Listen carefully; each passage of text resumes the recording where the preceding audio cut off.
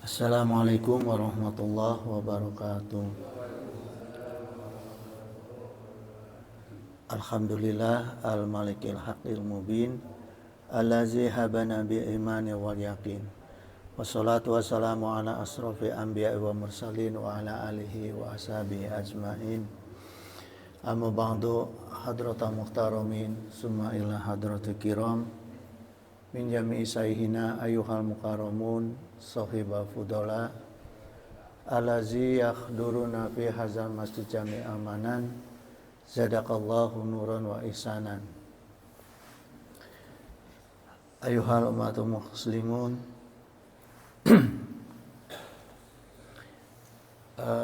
para jamaah, sebelumnya saya atas nama keluarga banyak terima kasih atas doa dan takziah ya untuk anak saya almarhum Arik Muhammad Bakir Fayat.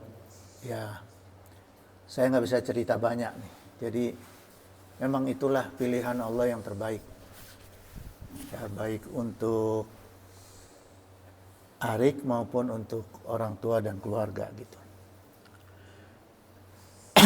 Soalnya kalau saya cerita banyak nanti nggak bisa ngaji malah. Jadi ayyuhal ikhwatul mu'minun, jadi kita sekarang masuk ke pengajian aja. Wa qala Nabi sallallahu alaihi wasallam may yuridillahu bihi khairan yufaqihu fiddin. Jadi siapa yang Allah kehendaki kebaikan untuk orang itu, maka Allah akan pahamkan dia dalam perkara agama, ya. Satu-satunya itu jemaah. Nah, sekarang pertanyaannya pemahaman agama yang mana? Gitu. Karena banyak, ya. Sejarah mencatat lahirnya Islam itu 23 tahun Rasulullah SAW berdakwah, 13 tahun di Mekah khusus untuk menegakkan kalimat tauhid. Baru muamalah, syariah dan sebagainya itu 10 tahun di Madinah. Jadi kesimpulannya bahwa yang paling utama yaitu perkara akidah. Memahami perkara akidah, ya. Nah, akidah itu mendalaminya dengan mengupas ilmu tauhid. Ilmunya adalah ilmu tauhid, ya.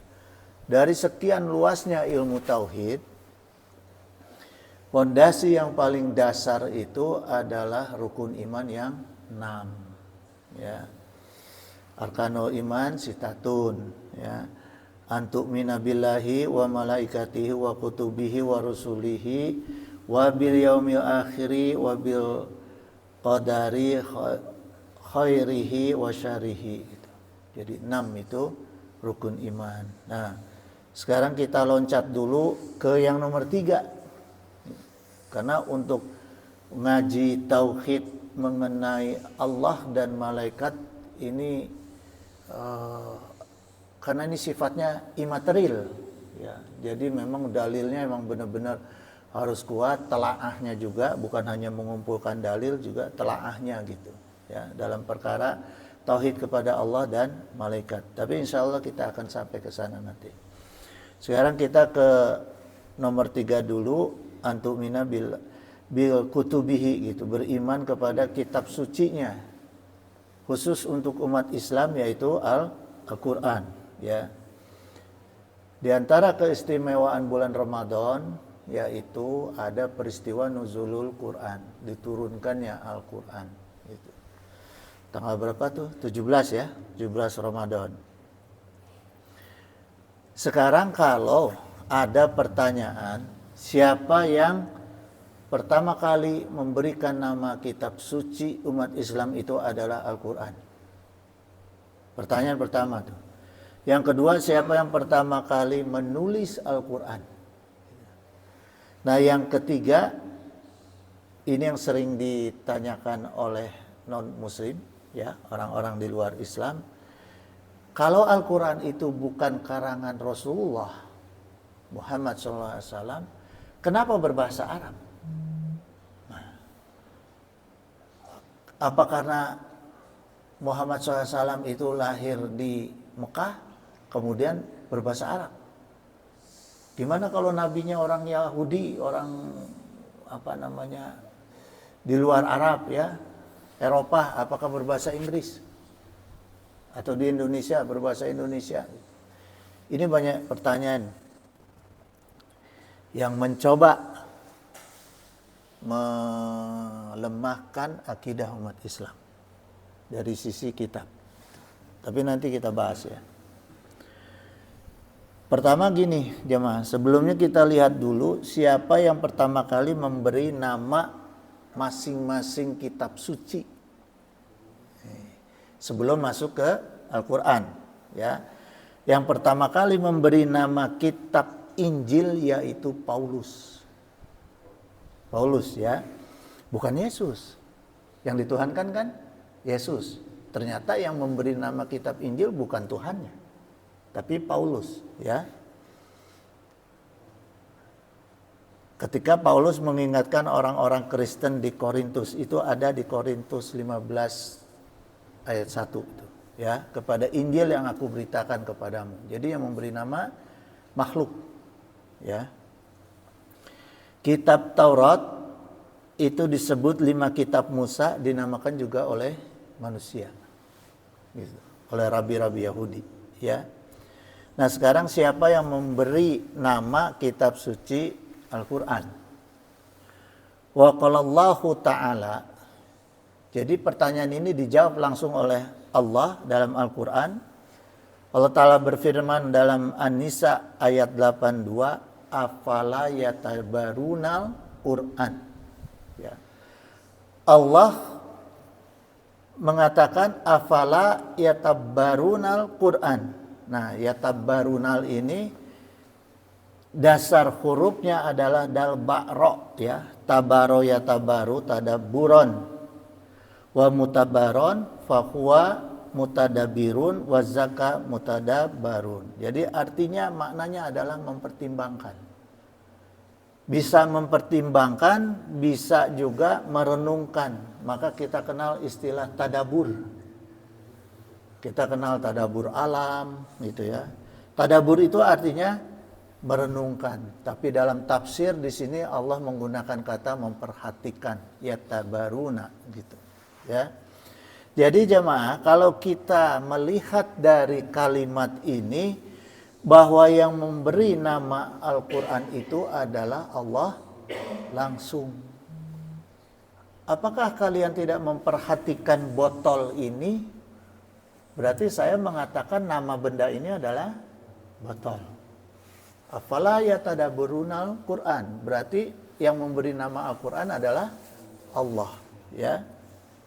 Gitu. Nah, karena nama bendanya disebut sama Allah, isimnya itu ya. Inilah penting kita memahami bahasa Al-Quran ya. Nah, kemudian dalam Al-Isra ayat 9 ini lebih tegas lagi, inna hazal Qur'ana, Allah sampaikan, yahdi lillati hiya aqwamu ya. Sungguh Al-Qur'an ini ya. Al-Qur'an ini berarti Allah langsung menunjuk ya. Ini kan kalimat tunjuk ya. Inna hazal Qur'ana gitu. Sungguh Al-Qur'an ini gitu. Jadi dalam penjelasan ilmu lughah, kata haza itu di dalam kalimat inna hazal Qur'ana ini bentuk mufrad muzakkar idhofah gitu. Mufrad muzakkar itu kata tunggal laki-laki yang diidhofahkan. Diidhofahkan itu artinya disandarkan kepada isim isyarah. Isim isyarahnya itu adalah Al-Quran. Inna haza Al-Quran gitu. Jadi disandarkan kepada Al-Quran. Jadi yang ditunjuk ke Allah itu dalam bentuk kata tunjuk qorib, kata tunjuk dekat itu adalah Al-Quran gitu ya. Jadi kalau misalnya saya katakan sungguh ini adalah botol. Jadi Allah tegaskan lagi nih. Di sini Allah tegaskan bahwa sungguh ini adalah botol. Berarti namanya botol. Jadi kalau Allah tegaskan inna hazal Qur'ana, ini nih yang dekat ini namanya Quran. Jadi yang memberi nama Al-Quran adalah Allah langsung, ya. Gitu. Jadi bukti itu jemaah, Quran itu kitab suci, ya. Nah, dari kedua ayat tadi menjelaskan bahwa yang memberi nama Al-Quran itu Allah langsung, bukan manusia, jin, makhluk dan sebagainya, ya. Kemudian kalimat lanjutnya yahdi lillati hiya aqwamu. Nah, di sini Allah menjelaskan fungsinya Al-Quran. Tidak hanya menunjukkan namanya, tapi Allah menjelaskan fungsinya Al-Quran, ya. Al-Quran itu yahdi, pemberi hidayah kepada mereka lillati hiya aqwamu, kepada mereka-mereka yang aqwam, yang tegak lurus, ya. Penjelasan tegak lurus aqwam ini maknanya orang-orang yang memahami akidah ilahiyah. Nah, ini tauhidnya, ya. Ilmu tauhidnya, aqwamnya ini adalah orang yang faham terhadap akidah ilahiyah, ya. Jujurnya di situ, lurusnya tuh di situ, ya. Al-Qur'an maknanya Al-Quran hanya bisa memberi hidayah kepada orang-orang yang imannya kuat. Imannya kuat terhadap sifat Allah, nama Allah, dan perbuatan Allah. Gitu. Baru bisa memberi hidayah. Tapi kalau yang tidak aqwam, imannya tidak kuat terhadap nama, sifat, dan perbuatan Allah, dia hanya bisa memberi ilmu. Nah, itu Al-Quran. Ya. Jadi tetap Al-Quran itu tetap ada maknanya, ada manfaatnya bagi siapapun yang membacanya. Ya, yang bacanya nggak ikhlas, yang bacanya tujuannya nggak jelas, tetap jadi ilmu. Ya, yang tujuannya memperdagangkan Al-Quran tetap bisa, gitu. Tapi bagaimana Al-Quran bisa menjadi hidayah? Hanya orang-orang yang aqwam. Orang-orang yang iman kepada nama, sifat, dan perbuatan Allah, ya. Orang yang imannya kuat itu yang seperti apa? Orang yang mengamalkan akidah, syariah, dan akhlak dalam kehidupan sehari-hari. Itu ciri orang yang imannya kuat, ya. Itu isi akidah, isi syariah, isi akhlak itu ada dalam ilmunya, tauhid, fikih, tasawuf. Jadi kelihatan orang yang imannya kuat minimal orang yang mau tolabul ilmu. Mempelajari ilmu tauhid, mempelajari ilmu fikih, mempelajari ilmu tasawuf, gitu, ya. Gitu. Kalau yang enggak mempelajari ilmunya, ya enggak akan jadi hidayah Al-Quran itu, ya. Maka gini jemaah, banyak ya terbukti tidak sedikit ahli-ahli peneliti dunia itu ketika dia menemukan mukjizat Al-Quran, maka dia akan masuk Islam, gitu, ya. Kebanyakan mereka masuk Islam itu menjadi mu'alaf. Kalau dia tidak ngaji tauhid, fikih, dan tasawuf, dia hanya muslim, hanya meyakini Al-Quran itu sebagai mukjizat, tapi tidak mendalami agama Islam, gitu. Jadi imannya hanya kepada Al-Quran nanti akhirnya, gitu, ya. Karena dia hanya terperangah, oh ternyata Quran ini mukjizat, gitu. Nah, ketika dia tidak mengamalkan, maka dia belum sempurna ketauhidannya, gitu, ya. Akidahnya belum sempurna. Nah, ketika dia menjadi muslim kemudian dia mempelajari tauhid, fikih, tasawuf, maka dia menjadi muslim yang taat, gitu, ya. Nah, sekarang jemaah, kalau kita lihat nih, kita perhatikan orang-orang yang aqwam, yang tegak lurus di dalam Islam itu ada perbedaan nih. Orang yang taatnya karena aqwamnya karena Al-Quran, ya, dengan orang yang taatnya, ya, tegak lurusnya karena keturunan, beda. Orang yang karena mendalami Al-Quran, maka dia akan terdorong untuk memahami akidah, syariah, akhlak, tauhid, fikih, tasawuf. Dia akan penasaran, dia akan cari ilmu terus mengenai Islam. Tapi kebanyakan yang keturunan, ya kumaha babe we gitu. Tidak disuruh, tidak mempelajari, gitu, ya. Gitu. Jadi kurang dalam memahami Al-Quran. Cirinya yaitu dia tidak mau talabul ilmu, gitu, ya. Jadi ada istilah Islam KTP, ya. Wa qala Nabi SAW, ini sebagai motivasi jemaah. Rasulullah SAW itu sendiri menegaskan, innalillahi akhlina minan nasi. Jadi sungguh, ini taukid, sungguh Allah mempunyai keluarga dari golongan manusia. Ini Allah tegaskan. Ya. Allah punya keluarga dari golongan manusia. Beda yang diangkat menjadi anak dengan keluarga beda. Jangan sama nih. Ya.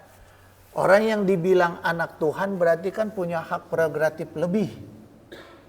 Kalau anak Tuhan itu kan berarti bisa ngatur. Ya. Keinginan Tuhan dia bisa ikutan ngatur. Itu kalau disebut anak Tuhan. Ya. Anak presiden ngatur presiden.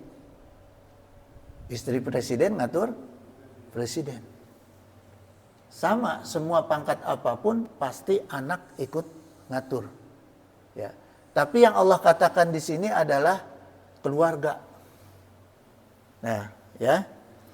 Keluarga itu akhlina itu keluarga. Keluarga itu artinya seperti sepupu. Ya. Tidak masuk dalam ring satu. Ada ewuh pakai ewuh, nggak mungkin ikut ngurus. Tapi diperhatikan nggak sama presiden? Kalau keponakan presiden diperhatikan. Ya. Kecuali bedegong teuing tah. Ya. Maka di sini Allah jelaskan, Rasulullah SAW jelaskan bahwa Allah mempunyai keluarga dari golongan manusia. Artinya orang-orang manusia-manusia yang mempunyai hak lebih dibandingkan manusia yang lain. Ya. Qala ditanya oleh para sahabat, man hum ya Rasulullah? Ya. Siapa mereka para wahai Rasulullah? Qala dijawab oleh Rasulullah, ahlul Quran. Jadi orang yang dianggap keluarga ke Allah adalah para ahli Al-Quran. Gitu. Ya. Gitu. Hum ahlullahi wa khosotuhu. Kemudian Rasulullah menegaskan, merekalah keluarganya Allah, para ahli Al-Quran itu dan hamba pilihannya Allah. Jadi ditegaskan bukan anaknya Tuhan. Bukan. Tapi pilihan. Di antara keluarga tidak semua yang dipilih, gitu, ya, tidak semua gitu. Kemudian ahli Quran, jamaah sekalian, yang dipilih ke Allah, ya, itu tidak cukup bersandar kepada 6T bersama Al-Quran. Apa itu 6T? Tajwid, tartil, tahsin, tilawah, tahfiz, dan tadabur. Tidak cukup. Ya. Tidak cukup untuk memahami 6T itu, ya. Tapi yang disebut ahlul Quran itu orang-orang yang menjadikan Al-Quran sebagai pedoman hidup. Baik dalam perkara hukum, syariah, ya, maupun muamalah dan sebagainya dalam kehidupan sehari-hari. Nah, itu baru diangkat menjadi keluarganya Allah, gitu, ya. Jangan kita mau jadi ahlul Quran tapi hukumnya masih pakai hukum-hukum di luar agama Islam. Gitu. Ya, hukum dalam Al-Quran. Nah, berbenturan enggak hukum positif dengan Al-Quran? Tidak. Karena negara ini dilahirkan oleh para ulama. Maka tidak berbenturan. Baik undang-undang dasar maupun Pancasila tidak berbenturan. Gitu. Nanti bisa kita jelaskan, ya. Kemudian sebagai umat Islam, bagaimana harusnya kita menjalani kehidupan sesuai tuntunan Al-Quran yang kafah. Yang kafah itu artinya yang menyeluruh, ya. Nah, ini penekanannya ada di dalam lanjutan ayat ini, ya. Wa yubasyirul mu'minina allazina ya'maluna sholihati. Dan Al-Quran memberi kabar gembira kepada orang-orang mukmin yang mengerjakan amal soleh. Jadi yang perlu digarisbawahi, orang-orang yang memahami Al-Quran, yang mempelajari Al-Quran, yang menghafalkan Al-Quran, yang membaca Al-Quran, itu harus diimplementasikan dalam bentuk amal soleh. Gitu. Kalau amalnya enggak soleh, ya tidak. Gitu. Ya. Tidak jadi keluarga Allah gitu. Pertama gini jemaah, selain kita diwajibkan untuk menjalani kehidupan sebagai orang yang soleh, ya, mengamalkan ilmu tauhid, fikih dan tasawuf dalam kehidupan sehari-hari, yang kedua kita juga diwajibkan mendakwahkan Al-Quran dengan cara yang soleh. Jadi tidak cukup mempelajari, harus mendakwahkan walaupun cuma satu ayat gitu, ya. Misal sederhananya, kalau misalnya kita nasihati anak, pernah nggak kita menasihati anak menyampaikan ayat Al-Qur'annya? Pernah nggak? Kita nasihatin anak nih, ya, tapi kita menyampaikan ayat Al-Quran sebagai penguat nasihat kita kepada anak. Pernah nggak? Sebagai bapak? Hah? Ya. Ya. Itu ciri kita belum berdakwah. Gitu. Ya. Jadi kalau kita menyampaikan nasihat, kemudian dilampirkan dengan ayat Al-Quran, maka insya Allah sudah masuk ke dalam berdakwah. Yang sederhana itu aja dulu, ya. Bismillah.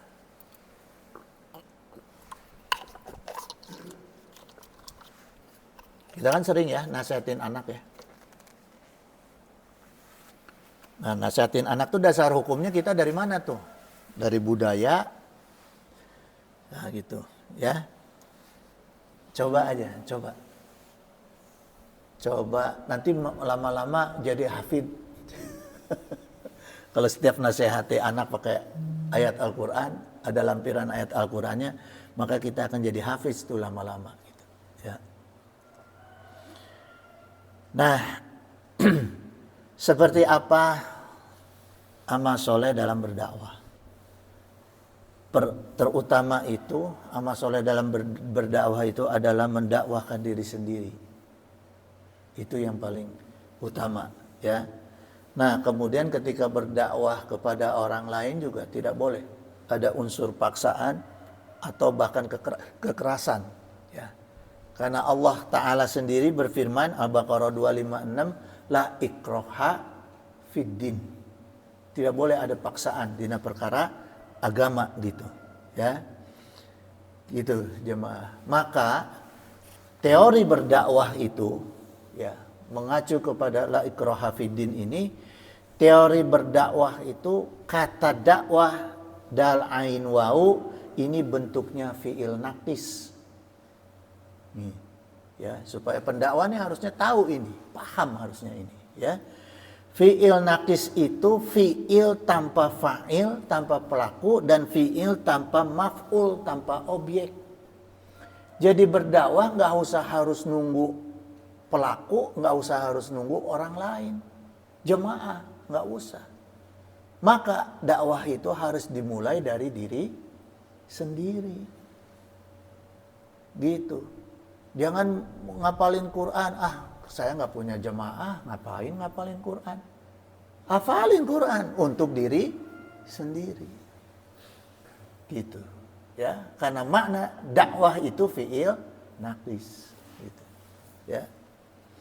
Da'a yad'u wa da'watan gitu. Menyeru, memanggil dan mengajak, bukan memaksa.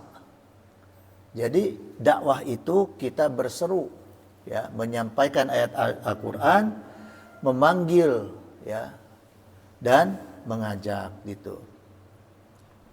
Maka sesungguhnya mendakwahkan Al-Qur'an, hadis, ijma dan qiyas itu tidak hanya dimonopoli oleh kiai, oleh ulama atau ustadz. Semua umat Islam itu harus mau berdakwah. Gitu. Ya. Tidak boleh dengan kekerasan berdakwah, apalagi sampai melukai orang lain, sentak sengor, marah-marah, da eta mah lain dakwah. Ya, nyarekan eta mah. Dakwah itu harus dengan pemahaman ilmu.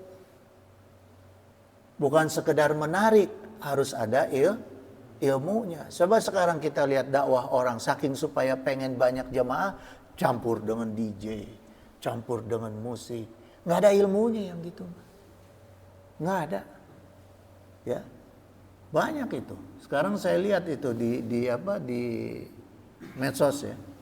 Di TikTok ada yang seperti itu, gus-gus apa itu. Ya. Ada juga yang Habib-habib dakwanya hurufat aja, ceritanya nggak jelas. Gitu. Ya. Nggak gitu dakwah. Dakwah itu harus dengan ilmu. Ya, kiainya juga harus cerdas. Jadi orang masuk Islam, orang beriman itu karena dakwah yang dengan ilmu, dakwah yang karena akhirnya orang itu tertarik. Bisa penasaran karena ilmu, ada apa aja nih di dalam Al-Qur'an. Gitu. Ya, ilmu apa aja sih di dalam Al-Qur'an? Nah, itu dakwah yang benar. Membuat orang bertanya-tanya, mencari apa isi kandungan Al-Qur'an. Gitu, ya. Akhirnya paham, akhirnya terpikat. Coba kalau pakai musik, pakai cerita-cerita hurufat, dakwah ke orang kafir, diketawain. Malah diledekin, malah ngancurin Islam. Oh, Islam tuh isinya ternyata cuma begini, nggak ada isinya. Sama aja dong dengan di gereja pakai musik. Ya kan? Itu. Ya, gitu jamaah. Nggak boleh seperti itu. Tadi siapa yang memberi nama Al-Qur'an? Ya. Kemudian jamaah, siapa yang memberi nama Tuhan? Siapa yang memberi nama Tuhannya masing-masing agama? Tadi kitab sucinya. Sekarang siapa yang memberi nama Tuhannya di dalam agama? Samawi ini ya, saya hanya mengupas Samawi, agama yang 3. Gitu. Kalau dalam Injil Matius 1:21, malaikat memberitahu Yusuf untuk menamakan anaknya Yusuf Yesus. Gitu. Ya. Jadi katanya malaikat itu mimpi, muncul ke dalam mimpinya Yusuf, dan dalam mimpi itu menceritakan Maria akan melahirkan seorang anak laki-laki dan supaya diberi nama Yesus. Artinya sebelumnya Tuhannya itu belum punya nama. Karena langsung diberitahu oleh malaikat supaya diberi nama. Gitu. Yang memberi nama adalah makhluk, dan sebelumnya Tuhannya belum punya nama, ya. Kalau Yahudi, Tuhan itu bahkan tidak disebutkan. Ada sebagian mengatakan Tuhan itu Yahweh. Hurufnya itu YHWH gitu, ya. Tapi cara membacanya itu nggak jelas. Ada yang menyebut Yahweh, ada yang menyebut Adonai. Itu dalam kitab-kitab Yahudi, ya. Jadi mereka sebetulnya menyebut nama Tuhannya aja sendiri masih ragu. Ya. Karena tidak disampaikan langsung oleh Tuhannya. Saya menyampaikan, nama saya diceritakan oleh adik, nama Pak Haji itu Aksa. yakin 100% namanya Aqsa? Beda, belum tentu. Siapa tahu itu panggilan doang. Ya. Kecuali saya yang menyampaikan nama saya Aqsa. Gitu. Ya. Maka Allah menjelaskan dalam Toha, ya, Al-Qur'an, innani annallaha, sungguh saya ini adalah Allah. Allah sendiri yang menyampaikan. Innani annallaha, ya, la ilaha illa ana, tidak ada Tuhan selain aku. Allah tegaskan itu. Berarti yakin nggak Tuhan kita Allah? Yakin. Oh, saya nyampaikan kok. Saya ini Aqsa, nggak ada lagi nama Aqsa selain saya, misalnya. Udah pasti kan? Maka Allah tegaskan, innani anallah, la ilaha illa ana fa'budni. Bahkan Allah tegaskan, maka beribadahlah kepada aku, wa aqimis sholat li zikri, dan tegakkanlah sholat. Allah jelaskan lagi caranya untuk komunikasi dengan aku, ya, untuk mengingat aku dengan sholat. Gitu. Ya. Kalau ada orang bilang, saya ini Aqsa, saya Bonghar, kalau mau pinjam duit datang ke saya pasti kasih, datang kabeh. Ya, gitu. Allah tegaskan, selain memperkenalkan diri, Allah juga menegaskan tidak ada selain Allah, dan Allah juga tegaskan bagaimana cara beribadahnya, cara berkomunikasinya, cara mengingatnya. Pasti kita berarti umat Islam ini punya Tuhan yang pasti. Kok masih lalai? Ya kan? Pertanyaan kan gitu. Kalau udah yakin pasti kok masih lalai. Nah, gitu. Ya. Gitu jemaah. Ini Toha 14, ya. Maka jemaah, kalau saya telaah ya ketika menulis kajian ini, sesungguhnya para pendakwah tauhid itu, pendakwah tauhid itu harus cerdas. Tidak hanya bisa baca, tapi dia harus bisa menelaah, ya. Harus bisa menjelaskan secara logika. Ada logika tauhid, ada logika fikih, ada logika tasawuf. Gitu, ya. Gitu. Sehingga apa?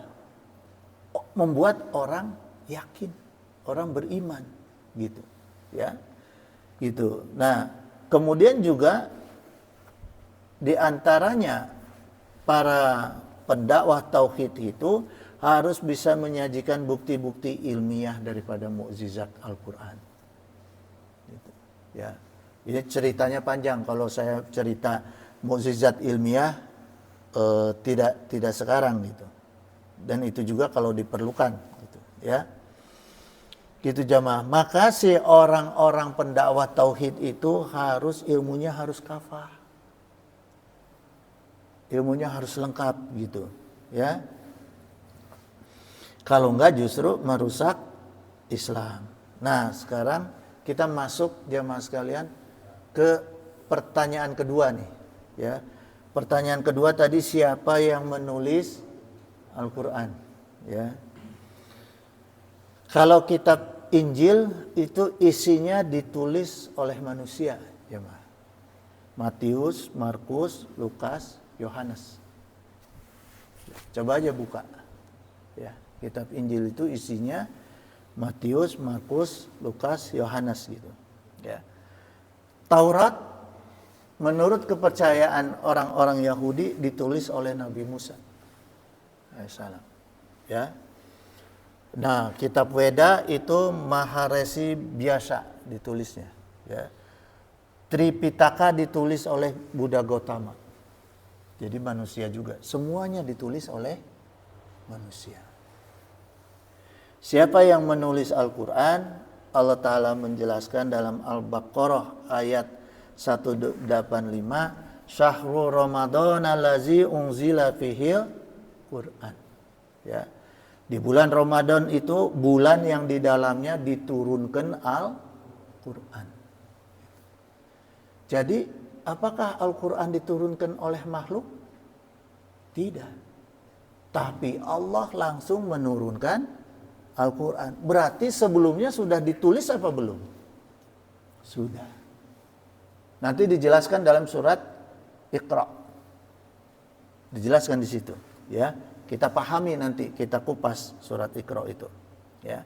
Jadi intinya Al-Quran itu Allah jelaskan tidak ditulis oleh makhluk, oleh Muhammad SAW, tapi langsung Allah yang turunkan. Bentuknya seperti apa? Nanti kita kupas, ya. Kenapa seperti itu? Karena situasi ketika itu orang-orang Arab tidak bisa membaca, banyak tidak bisa menulis, jemaah. Karena itulah Rasulullah Muhammad SAW yang dipilih. Nanti alasannya kenapa Muhammad yang dipilih SAW, ya. Nah, baru setelah wahyu itu diterima oleh Rasulullah menyuruh para sahabat untuk menulis, gitu, ya. Gitu, karena Rasulullah, bukti bahwa Rasulullah adalah ummi, gitu.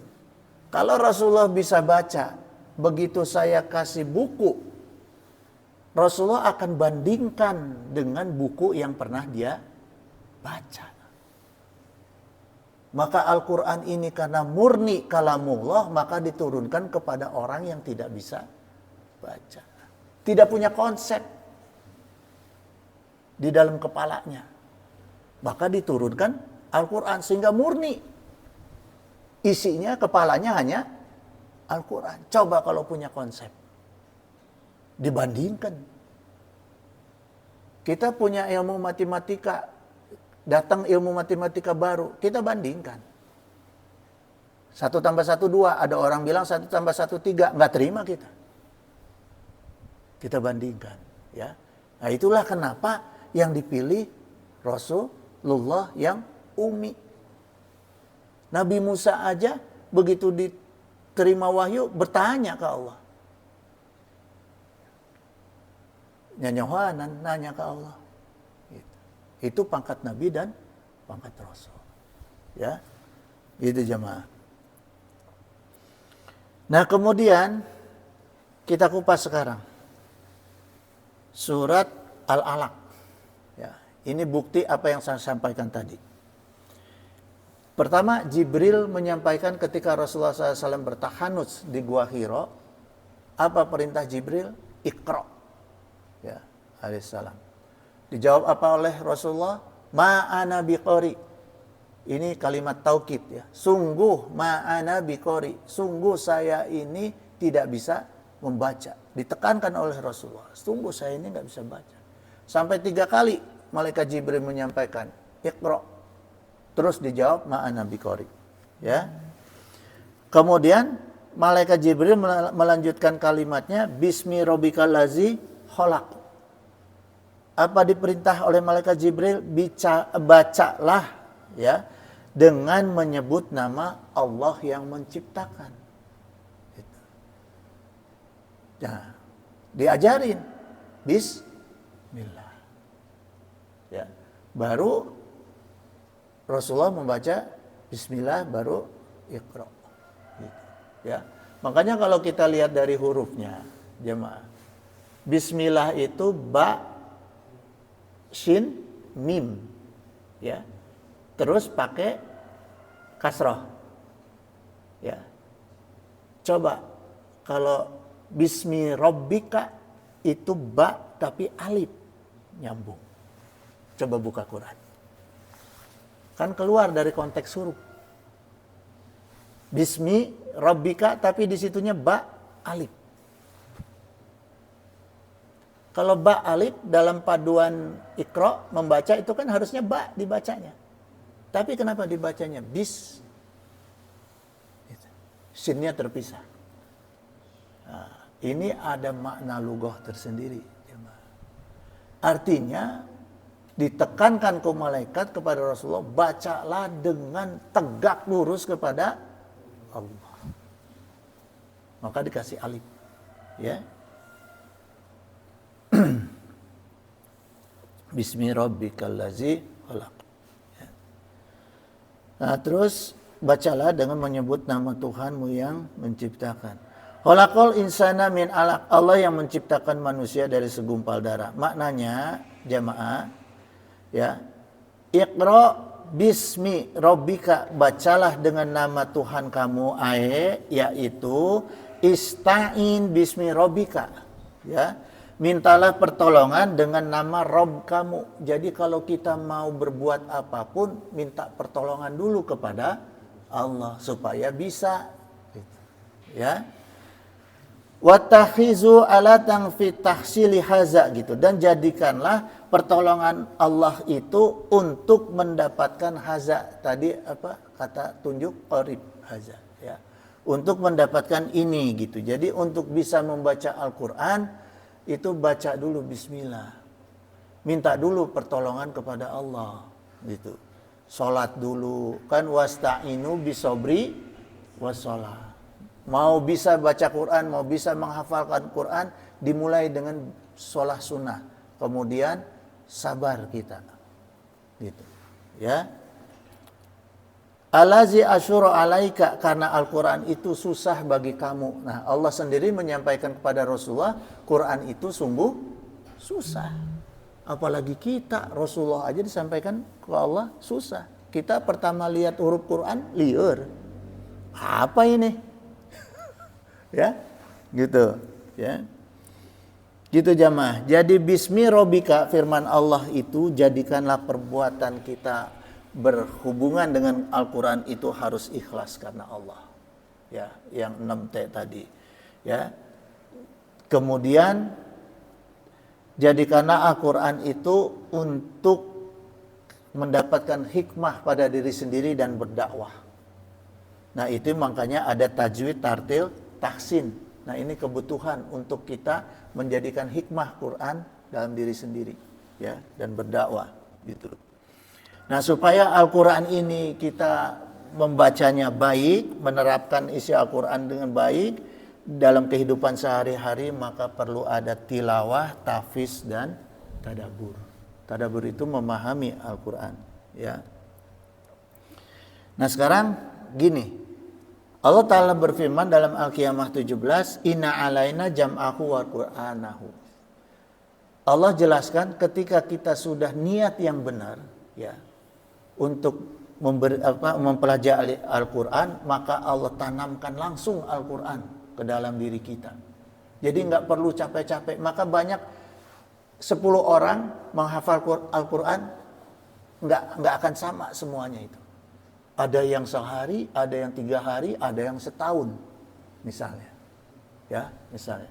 Nggak sama. Kenapa? Karena cara menghafalkannya, memulainya juga berbeda. Persiapannya juga berbeda, gitu, ya. Kalau sudah sesuai dengan yang tadi diterapkan, diajarkan ke Allah Ta'ala, maka insya Allah inna alaina jam'ahu wa Qur'anahu. Allah tanamkan, gitu, Al-Quran, ya. Maka Rasulullah dari manusia yang umi jadi pandai membaca, ya. Kemudian jemaah, surat Al-Alaq ini ayat 3, ayat 4, dan ayat 5-nya. Kalau kita telaah, Iqra wa rabbukal akram, bacalah Tuhanmu yang maha mulia. Gitu. Ya.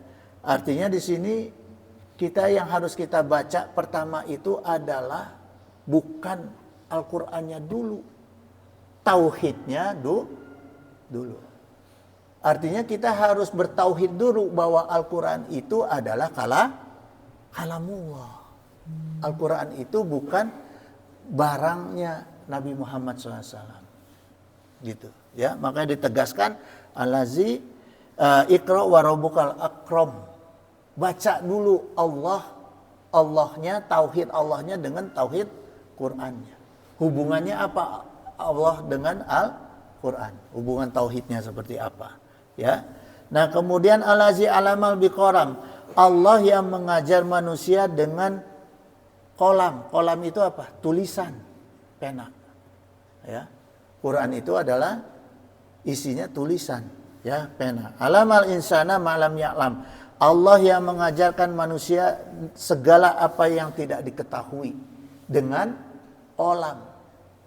Jadi sumber ilmu itu, cara kita menggali ilmu itu baca dan tulis.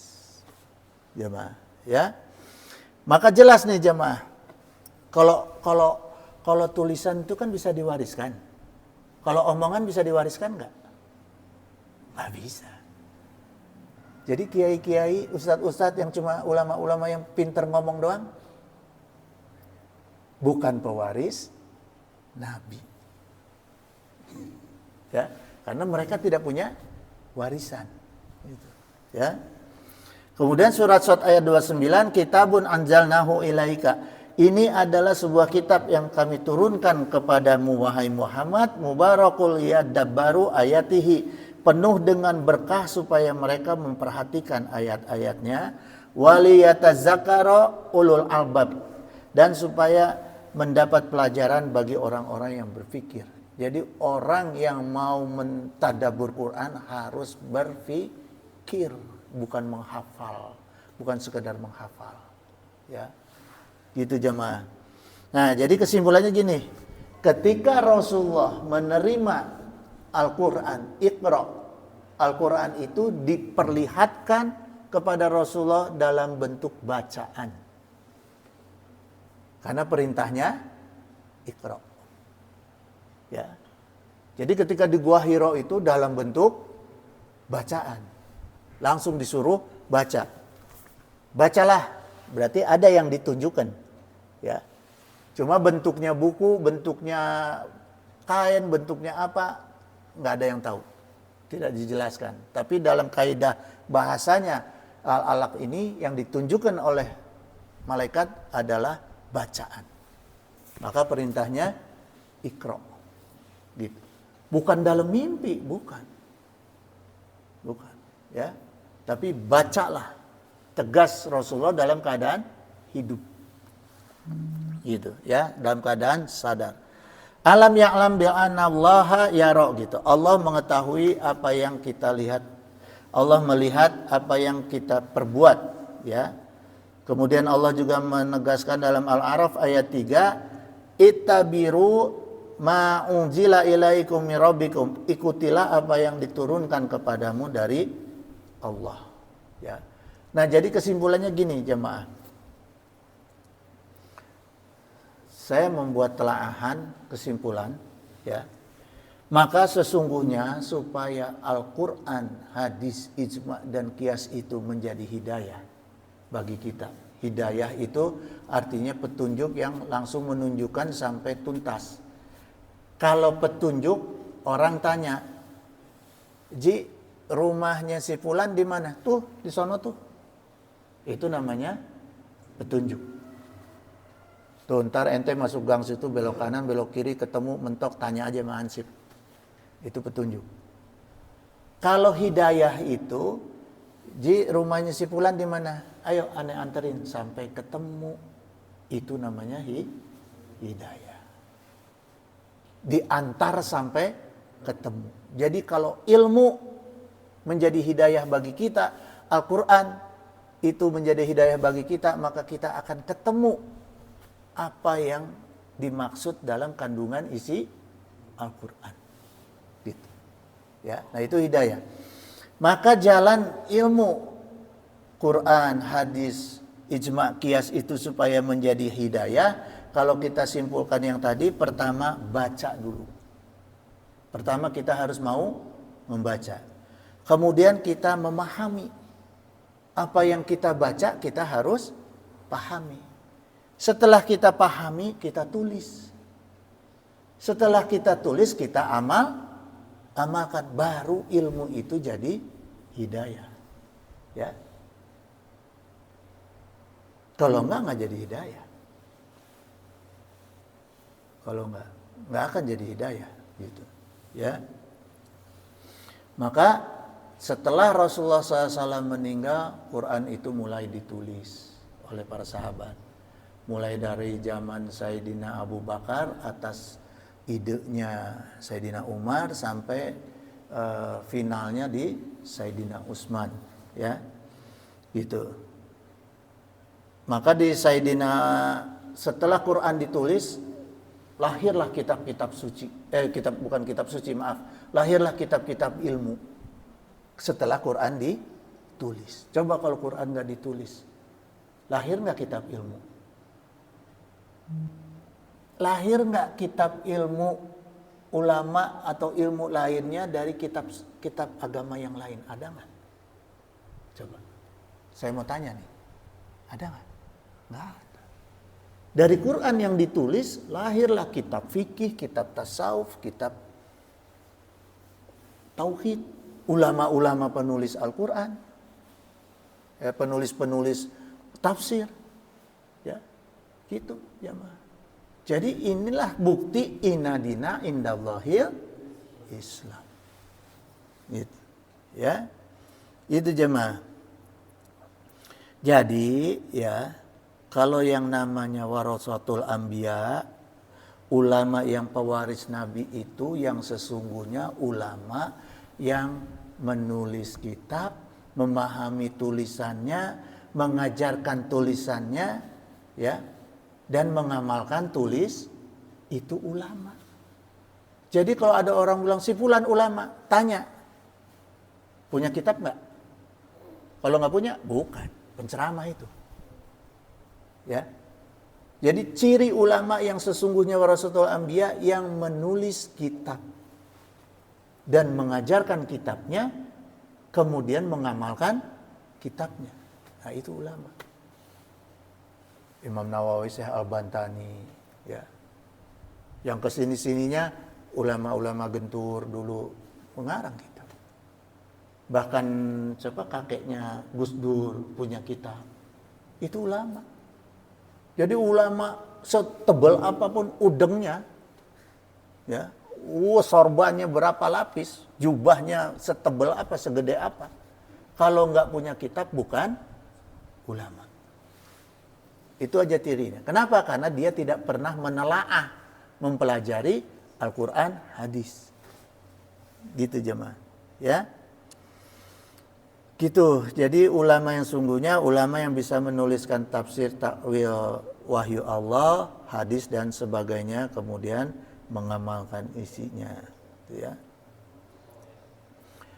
Nah, kemudian jemaah, apa dalilnya kalau Al-Quran itu kalamullah, bukan makhluk, dan kenapa Rasulullah SAW yang dipilih untuk menerima Al-Quran? Kita lanjutkan itu pembahasannya minggu depan. Gitu. Kalau sekarang sampai jam berapa? Ya. Innahu sami'un qaribun mujibu da'wat wa yaqdi hajat. Subhanaka Allahumma wa bihamdika asyhadu an la ilaha illa anta astaghfiruka wa atubu ilaik. Wallahul muwaffiq ila aqwamit thoriq. Wassalamualaikum warahmatullahi wabarakatuh. Allahumma shalli wa sallim wa barik ala sayyidina wa syafi'ina wa habibina maulana Muhammad wa sallim wa radiyallahu ta'ala an sadatina ashabi sayyidina rasulillahi azmain.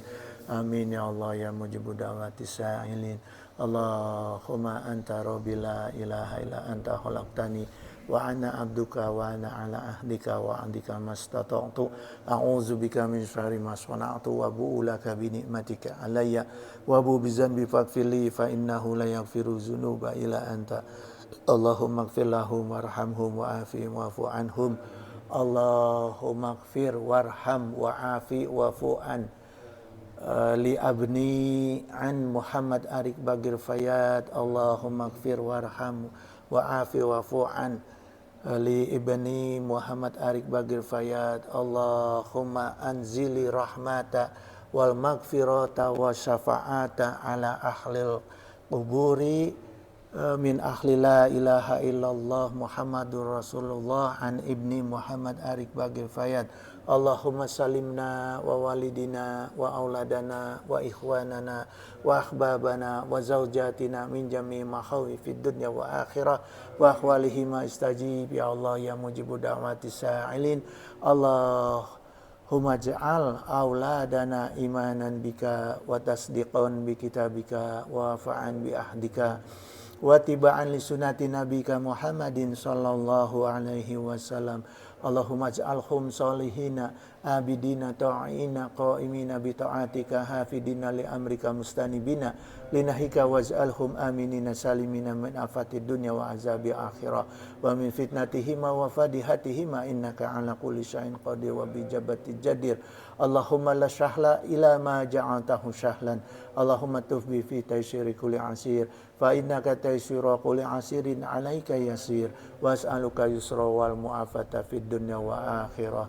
Allahumma izzal islamana wal muslimin, Allahumma ansur ikhwanana muslimin, Allahumma ansur mujahidina fi Palestin, Allahumma ansur mustad'afina fi Palestin, Allahumma ansur muslimina wal muslimat fi Palestin wa fi baladi sami wa fi kulli makanin wa waqtin. Allahumma ahlikil kafaratal musyrikin, Allahumma damiril yahuda wa syatit samlahum wa farik jam'ahum. Allahumma inna nas'aluka rizqan thayyiban kasyiran wasi'an bil khairi hisab. Allahumma la taslub minni ni'matan an tu'ta alayya. Allahumma inna nas'aluka salamatan fid din wa afiatan fil jasad wa ziyadatan fil ilmi wa barakatan fil rizqi wa taubatan qabla maut wa rahmatan indal maut wa maghfiratan ba'dal maut. Allahumma hawin alaina fi syakaratil maut wa najata minan wa awahinda hisab. Rabbana hab lana min azwajina wa dzurriyyatina qurrata a'yun waj'alna lil muttaqina imama. Rabbana la tuzigh qulubana ba'da idh hadaitana wa hab lana min ladunka rahmah innaka antal wahhab.